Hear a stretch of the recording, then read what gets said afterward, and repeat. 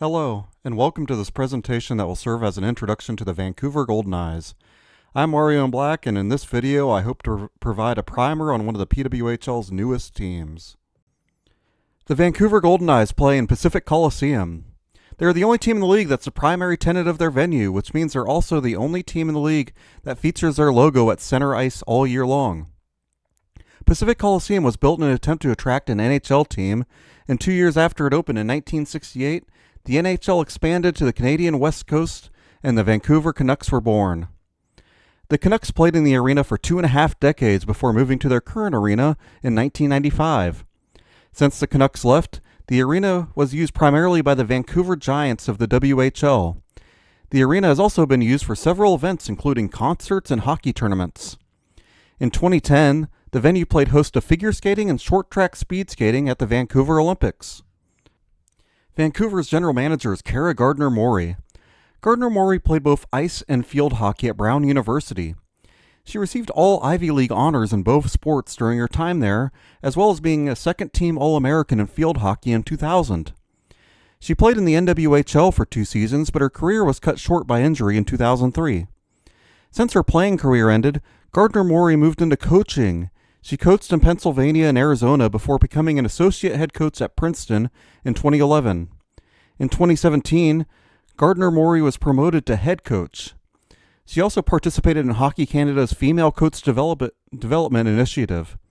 In 2021, she worked with the Philadelphia Flyers development camp before being hired as the first Goldeneyes general manager in 2025. The head coach for Vancouver is Brian Adelski. Adelski is a longtime coach, getting a start with a minor league team in Columbus, Georgia. He moved to Wisconsin Stevens Point and was eventually promoted to head coach in 2001, and he'd hold that post until 2006. After a season as an assistant at St. Cloud State, Adelski would become head coach of North Dakota University for the next decade.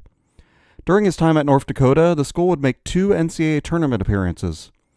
Adelski then went overseas and won 2 league titles with the KR5 Vancouver in Shenzhen, China, in his 3 years there.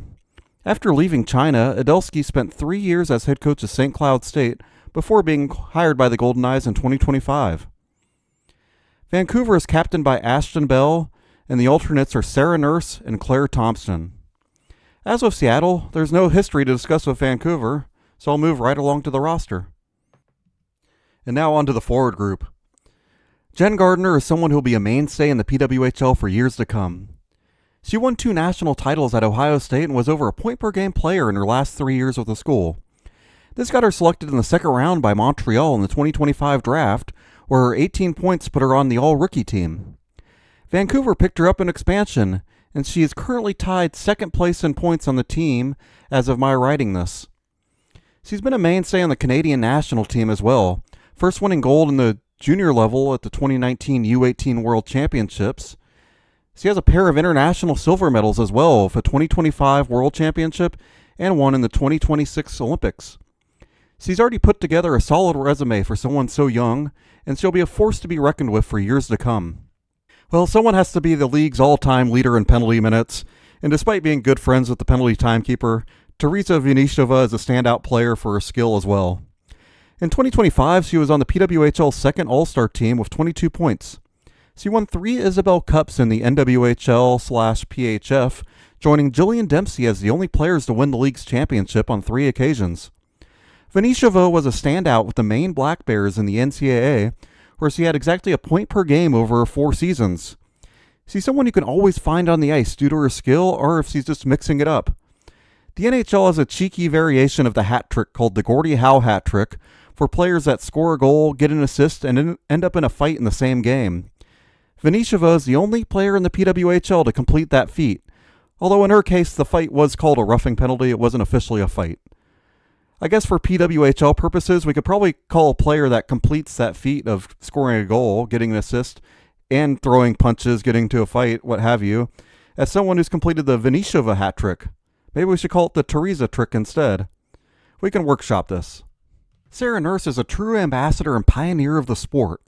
In 2022, she broke the record of 18 points in the Olympics and became the first black woman to win a gold medal in hockey that same year. She had already been the first black woman to medal in hockey in 2018 when she won a silver. It all started at Wisconsin, where she made 4 Frozen Four appearances in all 4 seasons she was with the Badgers. After 26 points in 26 games in her lone CWHL season, Nurse helped co-found the PWHPA and served on its board. Nurse was also on the collective bargaining committee, which paved the way for the PWHL. She did all this while still being a standout on the national team, with those aforementioned Olympic medals, along with another silver in 2016. She also has 6 World Championship medals, including 3 gold. She was a foundational signing for Toronto when the PWHL formed and was on the second All-Star team in the league's first season. With Vancouver, Nurse is the face of the team, along with being one of the faces of the league and the sport as a whole. She even landed on the cover of the EA Sports NHL 23 video game. I wanted to highlight Abby Bureen as well, since she's had a fascinating path just within the PWHL. Bureen played at the University of Minnesota, where she put up big numbers in her final 2 seasons with the Golden Gophers. Bureen intended to play professionally and signed with the Minnesota Whitecaps of the PHF in 2023. However, that contract was voided when the league dissolved a month later. Bureen was not drafted in the PWHL's initial draft and became a full-time pharmacy student instead. During the league's first season, Minnesota signed Bureen to a 10-day standard player agreement. Bureen was allowed to sign 2 of these during her time as a student before having to be put under a full contract. In her 9 regular season games with Minnesota, Bureen put up 4 goals and 1 assist. She ended up signing her second agreement during the playoffs and won a Walter Cup during that time. This means she was still eligible for the following year's entry draft. In that draft, Minnesota surprisingly did not select her, and Montreal picked her up in the 3rd round. After a solid season with Montreal, Vancouver drafted her in the expansion draft. So Bureen has a unique history of playing and winning a championship, being selected in the entry draft the next year, and then being selected in the expansion draft the following year. And moving on to the defenders, Sophie Jakes was teammates with Bureen on the first ever Walter Cup winning team in Minnesota. In fact, Jakes has a pair of Walter Cups on her resume. She developed into one of the top defenders in the league over the short lifespan of the PWHL so far. She got her start at Ohio State and won a national championship with the Buckeyes in 2022, as well as the Patty Kazmaier Award in 2023. Boston drafted Jakes in the 2nd round of the inaugural PWHL draft, and Jakes was involved in the league's first ever trade when she moved to Minnesota. That season would see Jakes end up on the all-rookie team. Her second season was even better, with 22 points in 25 games and a spot in the first All-Star team, and she was also named finalist for Defender of the Year. A true offensive defender through and through, Jakes has put her name in the discussion of the top blue liners in the league. She's even picked up a pair of silver medals representing Canada, one in the World Championships and the other in the Olympics. Born in 1999, an Olympic gold, 3 World Championship golds, it's already one heck of a career. Even with all those accolades, the Goldeneyes faithful call Ashton Bell by one title, and that's captain. Bell was a leader at Minnesota Duluth, where she wore the captain's pats there as well. In the PWHL, she was drafted by Ottawa and was a member of the all-rookie team in the league's first season. 2 years later, and she's the leader of one of the league's 2 newest teams. In the league of the other new team is Hillary Knight, who's 10 years older than Bell. Speaking of gold medalist defenders born in the late 90s, Claire Thompson won her gold alongside Bell in 2022. Thompson was also a former member of Minnesota and won a Walter Cup with them in the league's 2nd season. Thompson went to Princeton, where she racked up academic and player honors within her conference and the Ivy League. Thompson, like Jakes, is more offensive-minded and is known for putting up big point totals on the blue line. As of this writing, Thompson leads all Goldeneye players in points. Moving on to the goalies. Toronto runs a goalie tandem, but I want to focus on Emmerich Smashmeyer, as she's the future Hall of Famer. I'll give some flowers to her 2022 Olympic gold medal winning teammate Kristen Campbell, otherwise known as Soupy. She was the first ever PWHL goalie of the year. Emmerich Smashmeyer has won 11 medals on the international stage, including a gold at the World Junior Championships, 3 golds in the World Championships, and the aforementioned gold in the Olympics. Since her freshman year in college, Smashmeyer has never had a save percentage below .913 in a season. In 2016, she was named the best goaltender at the World Championships. It's always been tough for her to get international spotlight because she plays at the same time as one of the greatest of all time, Anne-Renee Desbiens. However, Maschmeyer has more than carved out her own place in Canadian goaltending lore. She faced a massive volume of shots in Ottawa and still put up very respectable numbers. She's still facing a high volume of shots with Vancouver, and her save percentage numbers are even better than what they were with Ottawa.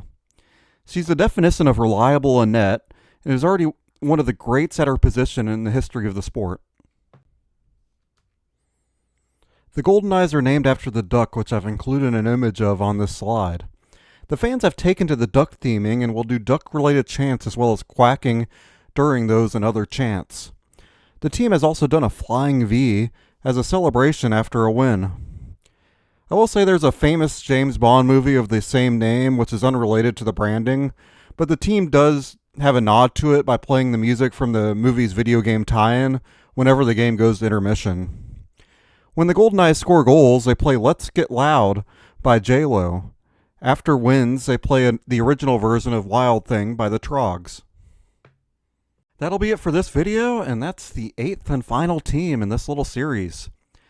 Next week I'm going to be doing the Hockey 101, where I'll go over some of the very high-level, basics of the sport on a whole, with kind of looking at the PWHL specifically.